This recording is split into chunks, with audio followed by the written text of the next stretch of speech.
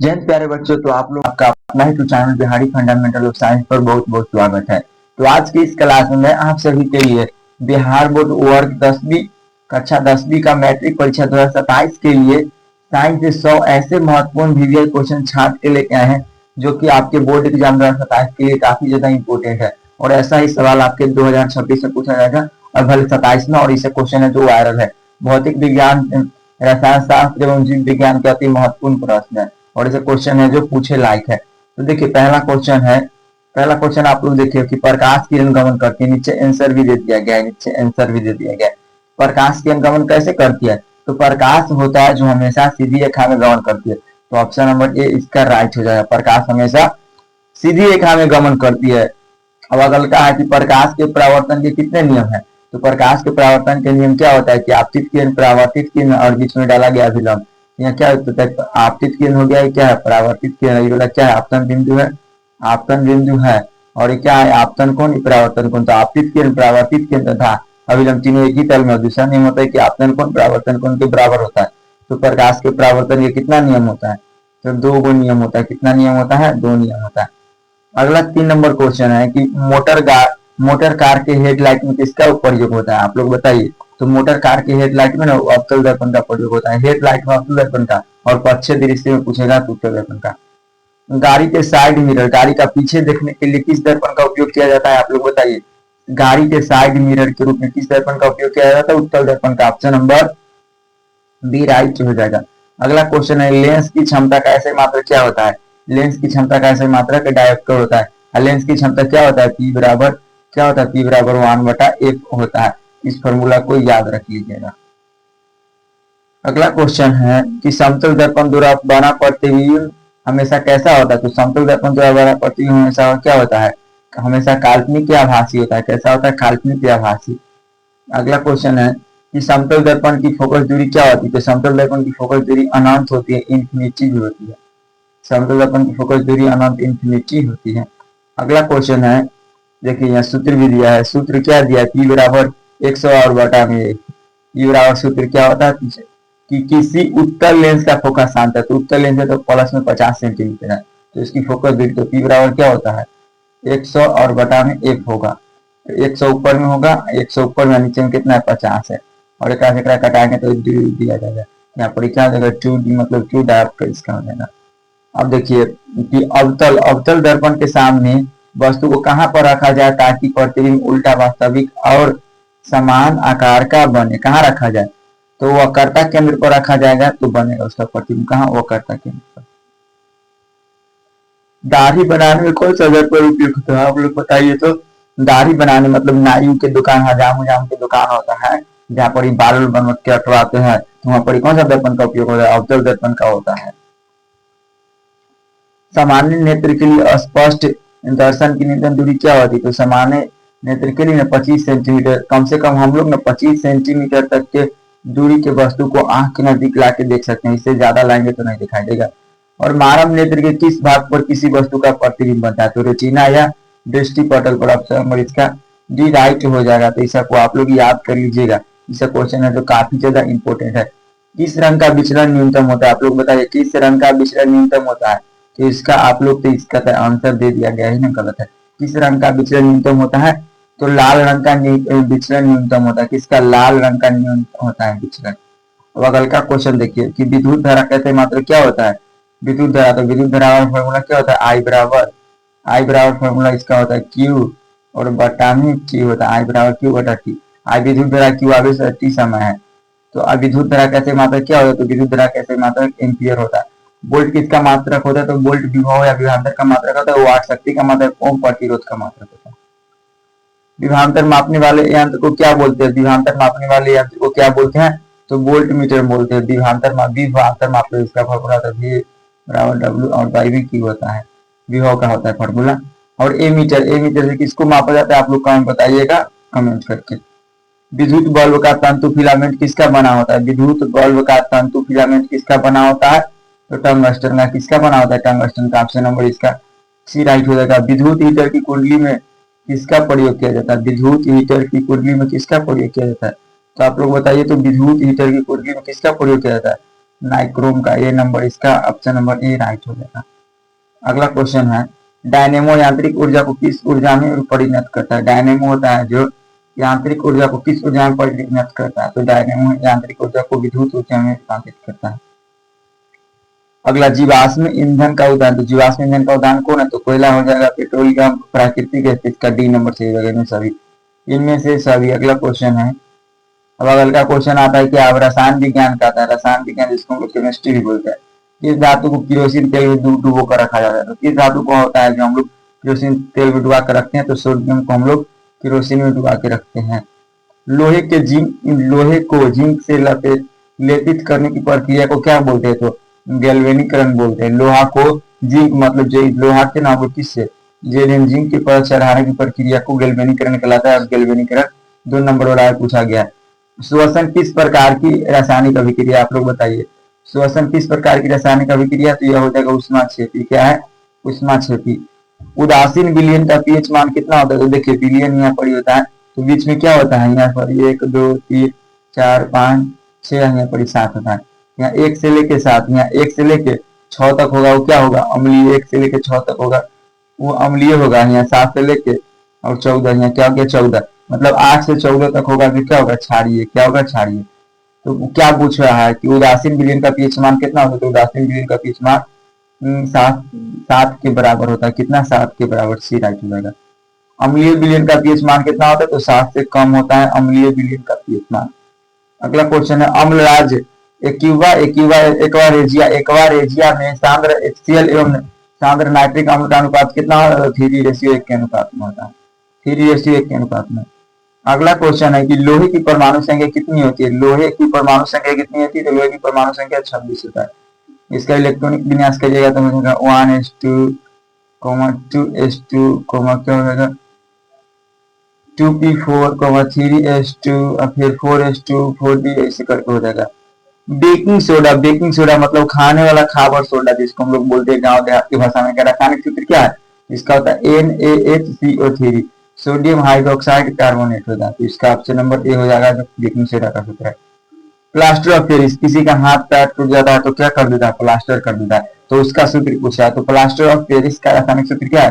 तो calcium sulphate H2 होता है। ऑप्शन नंबर बी राइट हो जाएगा। सबसे कठोर प्राकृतिक पदार्थ कौन सा है? आप लोग बताइए। तो सबसे कठोर प्राकृतिक पदार्थ कौन सा है? तो हीरा हो जाएगा जो सबसे कठोर प्राकृतिक पदार्थ होता है।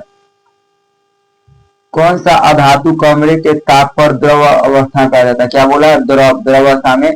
तो पारा है जो द्रव अवस्था में पाया जाता है, और ब्रोमीन है जो ब्रोमीन अधातु नहीं, क्या पूछा? अधातु पूछा है। वो अधातु पूछा है तो ब्रोमीन हो जाएगा, और धातु पूछता तो पारा होता। अब अगल का समझिए कि आधुनिक आवर्त सारणी में आधुनिक आवर्त सारणी में वर्गों की संख्या कितनी होती है? तो वर्ग 18 होता है। और आवर्त कितना? आवर्त पूछेगा तो आवर्त कितना होता है? आवर्त की संख्या 7 होता है। तो इस सबको याद कर लीजिएगा। अब हम लोग किसमें प्रवेश कर गए? जीव विज्ञान, जिसको हम लोग बायोलॉजी भी बोलते हैं। पौधों में जाइलम किसके लिए उत्तरदायी? तो पौधों में जाइलम से आप लोग याद रख लीजिएगा कि जल के लिए। जाइलम हमेशा होता है जो जल के लिए उपयोग होता है। मानव हृदय में कितने कोष्ठक है? चेम्बर है। तो 4 गो चेम्बर है। कितना? 4 चेम्बर है। रक्त का थक्का जमाने में कौन सा सहायक होता है? रक्त का थक्का बनाने में कौन सहायक होता है? तो रक्त प्लेटलेट से। रक्त प्लेटलेट से ऑप्शन नंबर सी राइट हो जाएगा। इंसुलिन की कमी से कौन सा रोग होता है? आप लोग बताइए। इंसुलिन की कमी से कौन सा रोग होता है? तो मधुमेह होता है इंसुलिन की कमी से। क्लोरोफिल का वर्णक कारण कैसा होता है? क्लोरोफिल वर्णक कारण कैसा होता है? तो क्लोरोफिल वर्णक कारण हमेशा हरा होता है। पत्तियों में जो हरा रंग पाया जाता है उसको हम लोग क्लोरोफिल बोलते हैं। अगला है 37 नंबर क्वेश्चन कि मत्स्य यानी मछली का मुख्य श्वसन अंग क्या होता है? आप लोग कमेंट करके बताइए। मछली होता है जो किस चीज से सांस लेता है? तो गलफारा, जिसको हम लोग गिल्स भी बोलते हैं, गिल्स।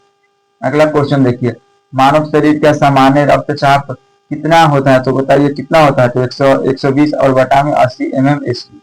अगला क्वेश्चन है, तंत्रिका उत्तक इकाई को क्या बोलते हैं? तंत्रिका उत्तक इकाई को क्या बोलते हैं? तो न्यूरॉन बोलते हैं। तंत्रिका उत्तक की इकाई को हम लोग न्यूरॉन बोलते हैं। मुकुलन द्वारा अलैंगिक जनन किसमें होता है? तो एसिस्ट में होता है। किसमें? एसिस्ट में। अब हम आप लोग को देखिए यहाँ पर कुछ टिप्स लेके आए हैं। आप लोग के लिए हम कुछ टिप्स लेके आए हैं। देखिए, परीक्षा की तैयारी के लिए विशेष रणनीति, एग्जाम टिप्स 2027। एनसीईआरटी का गहराई से अध्ययन, आप लोग को एनसीईआरटी को गहराई से अध्ययन कर लेना है। बिहार बोर्ड के कठिन ऑब्जेक्टिव सीधे पाठ्य पुस्तक की मुख्य लाइनों से तैयार किए जाते हैं। बिहार बोर्ड का जो होता है क्या कठिन ऑब्जेक्टिव होता है, जो किताब के बीचे लाइन से तैयार कर देता है। वो मार्कशीट प्रैक्टिस पर घर मॉडल पेपर हल करते समय हमेशा गोले भरने का वास्तविक अभ्यास करें। अभी से आप लोग को मार्कशीट गोला भरना है, तो अभी से प्रैक्टिस करते चलना है। सूत्र एवं रासायनिक सूत्र, सूत्र एवं रासायनिक नाम भौतिक फॉर्मूले रसायनों को सूत्र अलग अलग शॉर्ट नोट बुक तैयार कर लेना है और उसको रिवीजन करते चलना है। आप लोग को शॉर्ट नोट्स तैयार कर लेना है। इतना ही क्वेश्चन था। कितना क्वेश्चन है? 48 क्वेश्चन था। अभी और क्वेश्चन लाते हैं। 48 को था तो क्या हुआ, अभी आउटलाइन 100 का टारगेट। चलिए, तो आप लोगों को कितना 48 क्वेश्चन हो गया था। कितना 48 क्वेश्चन का हम सेट बता दिए थे। अभी फिर से हम वहां से स्टार्ट करते। देखिए क्वेश्चन है कि प्रकाश किरण गमन करती है, तो प्रकाश किरण कैसे गमन करती है? ऑप्शन ए है सीधी रेखा में, ऑप्शन बी है टेढ़ी रेखा में, ऑप्शन सी है, ऑप्शन सी में दिया है किसी भी दिशा में, ऑप्शन डी में से कोई नहीं। तो प्रकाश हमेशा सीधी रेखा में गमन करती है। ऑप्शन ए राइट हो जाएगा। प्रकाश का वेग न्यूनतम होता है, न्यूनतम कहाँ होता है? ऑप्शन ए निर्वात में, ऑप्शन बी है जल में, ऑप्शन सी है वायु में, ऑप्शन डी है कांच में। तो इसको आप लोग कमेंट बॉक्स में जवाब दीजिएगा। न्यूनतम मतलब प्रकाश का वेग सबसे कम होता है। मोटर गाड़ी के चालक के सामने साइड मिरर लगा रहता है, तो अवतल दर्पण, समतल दर्पण, उत्तल दर्पण, ऑप्शन सी है अवतल अवतल दर्पण, ऑप्शन डी है उत्तल है। तो इसका ऑप्शन नंबर बी राइट हो जाएगा। उत्तल दर्पण लगा होता है। अवतल दर्पण की फोकस दूरी इसकी वो करता है त्रिज्या की क्या होती है? अवतल दर्पण की फोकस दूरी, अवतल दर्पण की फोकस दूरी है ना, जो उसकी वो करता त्रिज्या वो करते हुए आर की क्या होती है? तो आर की क्या होती है? आधी होती है। ऑप्शन नंबर बी राइट हो जाएगा। सोलर कुकर में किसका प्रयोग किया जाता है? तो सोलर कुकर में ना अवतल दर्पण का प्रयोग किया जाता है। ऑप्शन नंबर ए राइट हो जाएगा। सोलर कुकर को खाना बनाने वाला सोलर कुकर होता है। काल्पनिक प्रतिबिंब हमेशा होता है, तो किसमें होता है? काल्पनिक प्रतिबिंब हमेशा कैसा होता है? तो ऑप्शन ए है सीधा, ऑप्शन बी है उल्टा, ऑप्शन सी है तिरछा, ऑप्शन डी है औंधा। तो हमेशा सीधा होता है। अगल का क्वेश्चन है, ये 6 नंबर हो गया। 7 नंबर देखिए, प्रकाश के परावर्तन के कितने नियम है? तो प्रकाश के परावर्तन के 2 नियम है। आपतित किरण, परावर्तित किरण तथा विलंब तीन एक ही तल में होता है। दूसरा नियम आपतन कोण हमेशा परावर्तन कोण के बराबर होता है, मतलब कोण आए हमेशा कोण आए। अगल का क्वेश्चन है कि समतल दर्पण द्वारा बना प्रतिबिंब कैसा होता है? तो समतल दर्पण द्वारा बना प्रतिबिंब कैसा होता है? काल्पनिक और आभासी होता है। कैसा होता है? काल्पनिक और आभासी होता है। ऑप्शन नंबर बी राइट हो जाएगा। परावर्तन के नियम से संबंधित है, तो क्या हो? परावर्तन के नियम में आपतन कोण हमेशा परावर्तन कोण के बराबर होता है। ऑप्शन नंबर ए राइट हो जाएगा। अगला क्वेश्चन लेते हैं, निर्वात में प्रकाश की चाल क्या होती है? निर्वात में प्रकाश की चाल 3 × 10 के पावर 8 मीटर प्रति सेकेंड होती है। 3 × 10 के पावर 8 मीटर प्रति सेकेंड होता है। अगल का क्वेश्चन है, दाढ़ी बनाने में कौन सा दर्पण प्रयुक्त होता है? तो दाढ़ी बनाने में हम लोग कौन सा दर्पण का प्रयोग करते हैं? अवतल दर्पण का करते हैं। ऑप्शन नंबर सी राइट होगा। एक उत्तल दर्पण की फोकस दूरी कितना है? एक उत्तल दर्पण की फोकस दूरी 20 सेंटीमीटर, तो इसकी वो करता त्रिज्या। तो एफ बराबर फॉर्मूला क्या होता है? बराबर आर बाय 2 होता है। तो इसका क्या पूछा है? फोकस दूरी दे दिया है। कितना फोकस दूरी मतलब एफ का मान दे दिया है, एफ का। तो आर बराबर क्या हो जाएगा? फॉर्मूला आर बराबर इसके नीचे कुछ नहीं है, तो आर बराबर क्या हो जाएगा? 2f हो जाएगा। और 2 में f से गुना कर देंगे तो इसमें कितना हो जाएगा? 40। और 40 क्या हो जाएगा? सेंटीमीटर। इसका 40 सेंटीमीटर होगा। अगला क्वेश्चन है कि दंत विशेषज्ञ किस दर्पण का उपयोग मरीजों के दांत का प्रतिबिंब देखने के लिए बोलते हैं? जो डेंटिस्ट होता है, जो दांत का चिकित्सक होता है, वो मरीज को देखने के लिए किस दर्पण का प्रयोग करता है? तो अवतल दर्पण का। ऑप्शन नंबर बी राइट हो जाएगा, अवतल दर्पण का। अगला क्वेश्चन है, किस दर्पण में आभासी या काल्पनिक प्रतिबिंब नहीं बनता है? तो किस दर्पण में बनता है? समतल तथा उत्तल। ऑप्शन समतल तथा उत्तल में बनता है, समतल तथा उत्तल। अगला क्वेश्चन है, ऐसे पदार्थ जिनसे होकर प्रकाश आसानी से पार कर जाता है उससे हम लोग क्या करते हैं? कि ऐसे पदार्थ जिनसे होकर प्रकाश आसानी से पार कर जाता है उसको हम लोग पारदर्शी पदार्थ कहते हैं। ऑप्शन नंबर ए बोलते हैं। ऑप्शन नंबर ए इसका राइट हो जाता है। अगला क्वेश्चन है कि किरण पुंज की मुख्यतः कितने प्रकार के होते हैं? आप लोग बताइए, किरण पुंज मुख्यतः कितने प्रकार के होते हैं? किरण पुंज 3 प्रकार के होते हैं। कितने प्रकार के होते हैं? 3 प्रकार के। पहला में क्या होता है? पहला में समांतर किरण पुंज होता है, समांतर किरण पुंज, समांतर किरण पुंज होता है। उसके बाद अभिसारी होता है, एक अपसारी होता है। तो 3 प्रकार का होता है। और तीनों है जो क्या इंपोर्टेंट है। अवतल दर्पण के सामने वस्तु को कहां पर रखा जाता है कि प्रतिबिंब उल्टा, वास्तविक और समान बने? तो कहां रखा जाए? तो वक्रता केंद्र पर रखा जाएगा। कहां? वक्रता केंद्र पर। उत्तल दर्पण द्वारा प्रतिबिंब कैसा होता है? उत्तल दर्पण द्वारा बना प्रतिबिंब कैसा होता है? तो उत्तल दर्पण द्वारा बना प्रतिबिंब हमेशा कैसा होता है? हमेशा सीधा और छोटा होता है, हमेशा सीधा और छोटा होता है। ए नंबर इसका ए राइट हो जाएगा। दर्पण सूत्र क्या है इसमें बताइए। तो दर्पण सूत्र क्या होता है? तो दर्पण सूत्र क्या होता है? 1 बटा एफ बराबर क्या होता है? 1 बराबर एफ बटा होता है 1 बटा वी प्लस 1 बटा में यू होता है। तो देखिए 1 बटा एफ बराबर 1 बटा वी प्लस 1 बटा you. Option number A right हो जाएगा। गोलीय दर्पण की वक्रता त्रिज्या और फोकस दूरी में संबंध क्या होता है? तो गोलीय दर्पण की वक्रता त्रिज्या फोकस दूरी में क्या संबंध? एफ बराबर क्या होता है? एफ बराबर r/2। ये राइट हो जाएगा। आवर्धन का ऋणात्मक मान क्या दर्शाता है? तो आवर्धन का ऋणात्मक मान दर्शाता है कि प्रतिबिंब वास्तविक है। क्या है? प्रतिबिंब वास्तविक है। Option number A right. गोलीय दर्पण के ध्रुव से फोकस तक की दूरी को क्या बोलते हैं? तो गोलीय दर्पण का ना ये क्या होता है? गोलीय दर्पण होता है। तो यहाँ पर इसका क्या होता है? ध्रुव है, यहाँ फोकस दूरी। गोलीय दर्पण के ध्रुव से लेकर फोकस के बीच की दूरी को हम लोग फोकस दूरी बोलते हैं, यानी फोकल लेंथ। अगल का क्वेश्चन है,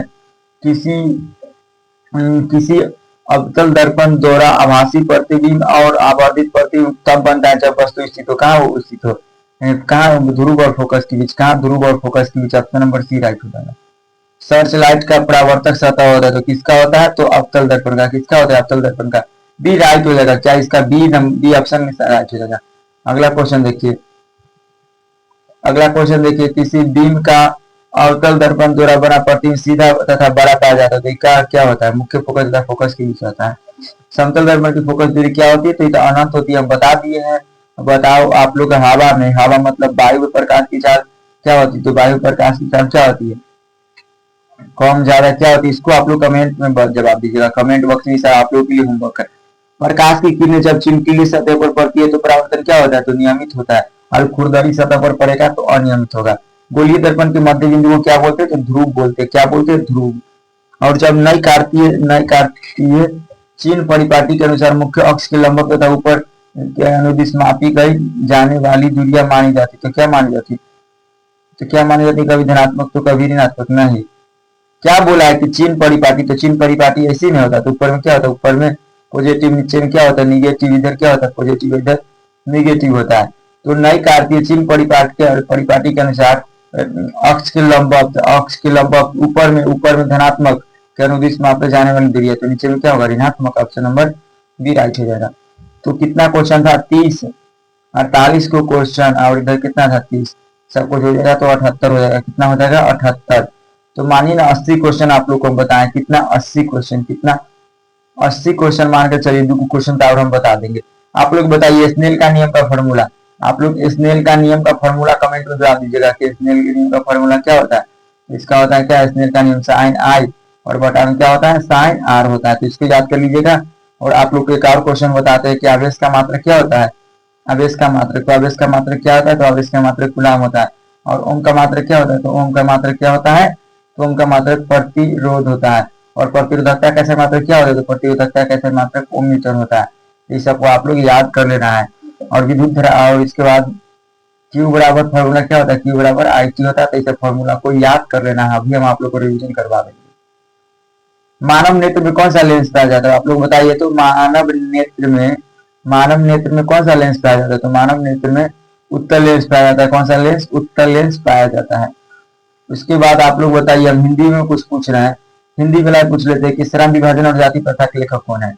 तो चलिए आज के लिए इतना ही। अगर चैनल पर पहली बार आए हैं तो चैनल को सब्सक्राइब कर दीजिए और वीडियो को लाइक कर दीजिए। तो आज के लिए इतना, मिलते हैं फिर नेक्स्ट वीडियो में। तब तक के लिए जय हिंद, वंदे मातरम।